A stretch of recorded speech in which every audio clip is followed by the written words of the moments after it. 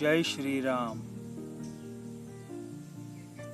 इस कहानी को सुनिए। ये कहानी सुनने के बाद आप संगत इस शब्द का सही अर्थ जान जाओगे और अपनी सही संगत का निर्णय ले पाओगे। इसलिए इस कहानी को शुरू से लेकर अंत तक जरूर सुनिए। एक बार एक व्यक्ति का अंतिम समय नजदीक आया तो उसने अपने बेटे को अपने पास बुलाया। बेटा पास आया तो उसने कहा, देखो बेटा, मैंने अपना सारा जीवन दुनिया को शिक्षा देने में गुजार दिया।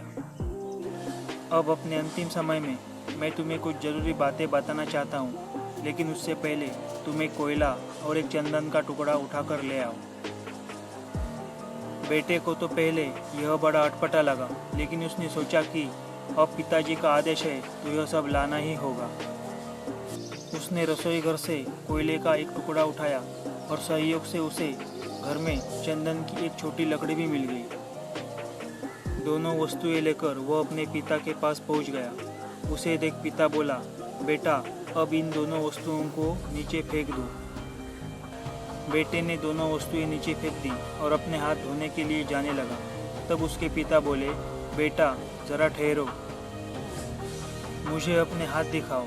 बेटे ने हाथ दिखाए तो वह उसका कोयले वाला हाथ पकड़कर बोले, देखा तुमने, कोयला पकड़ते ही तुम्हारा हाथ काला हो गया, लेकिन उसे फेंक देने के बाद भी तुम्हारे हाथ में कालिक लगी रह गई। गलत लोगों की संगति बस ऐसे ही होती है।